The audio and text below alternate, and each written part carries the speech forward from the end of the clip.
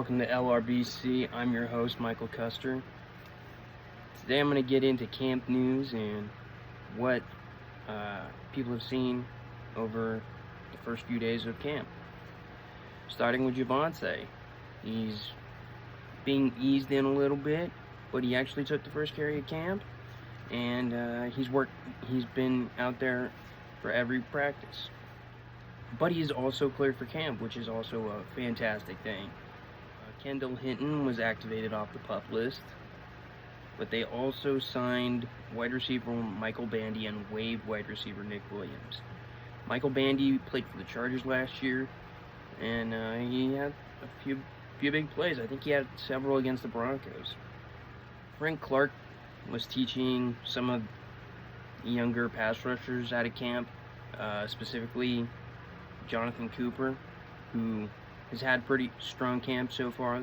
Frank Clark met the media, and he had a pretty interesting quote that the Broncos and the Chiefs aren't a rivalry. Can't really call it a rivalry because Chiefs have won the last 15 matchups. Personally, I don't disagree. He's right. I mean, it's not a rivalry. We've gotten our asses kicked in the last 15 games. Excuse me. Russ is still dangerous. Don't get it twisted. That makes me feel really good about Russell Wilson. I read a lot that on the first day of camp, Russ ran a lot, but the second day, he didn't run at all, which I'm not reading too much into, honestly. I think the first day, he's getting the yips out, you know. Day 2, he wanted to kind of tone that back, and I'll bet you he didn't even realize that he wasn't running at all. It wasn't like a conscious thing, oh, I can't run here.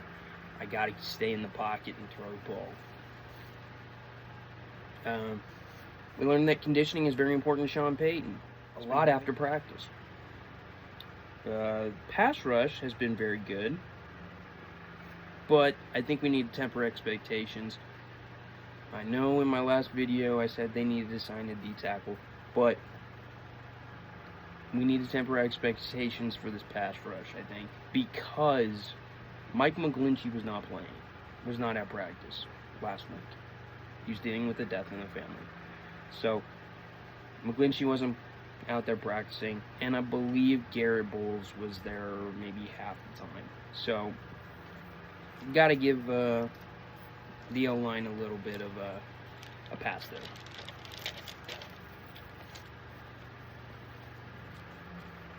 So I got this from Mike Kliss. Sean Payton obviously had some comments over the weekend.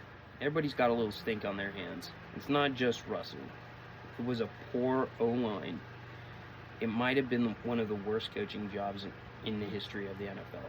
That's how bad it was. I agree. What did he say that wasn't truthful? I mean, the quote keeps going, obviously. But he calls out Nathaniel Hackett for his coaching job last year. It was awful. I went to the Jets game last year. It was terrible. I was miserable that entire game. And I had family with me. Like, family who aren't as big Broncos fans as me.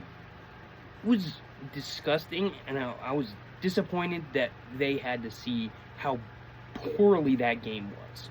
It was awful.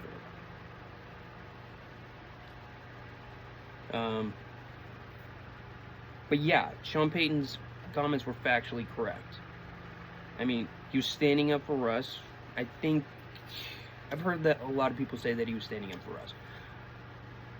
I don't really buy that all that much. I think it might have been a little bit to prop him up, but it was mostly just him being frustrated, I think, with the situation that he's in now. I think that his comments put the whole organization on notice and said that last year was not good enough.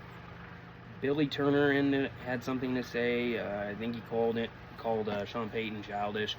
I think it's funny coming from Billy. I mean, he hasn't played, like, very much, if at all, the last 4 seasons.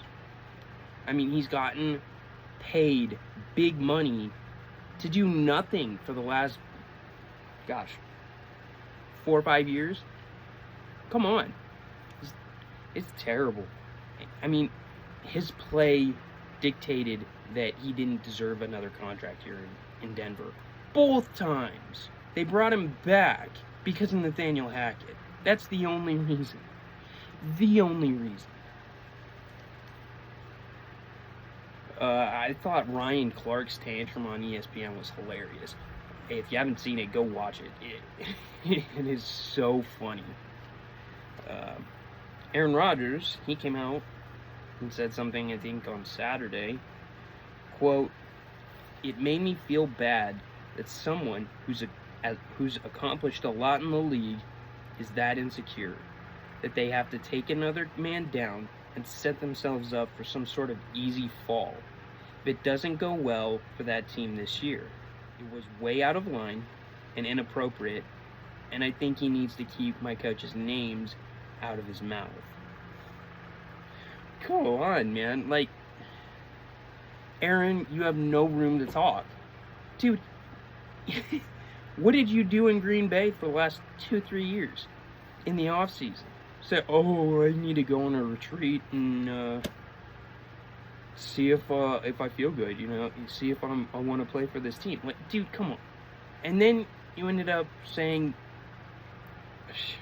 what was it, 3-4 months ago, that you wanted, you might want to retire. You went on the Pat McAfee show and said that you wanted to retire. This is wild. Aaron Rodgers' comments are wild. I mean, what else is there to say? Aaron Rodgers, you have no room to talk, really.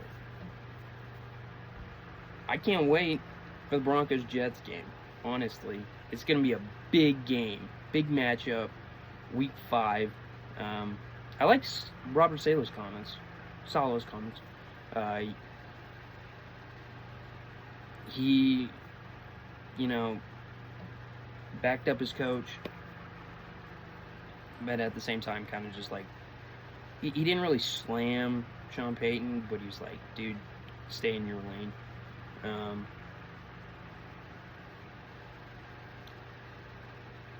There's one thing that I do want to talk about, though. Packers-Broncos 2015. Aaron Rodgers, you were terrible in that game.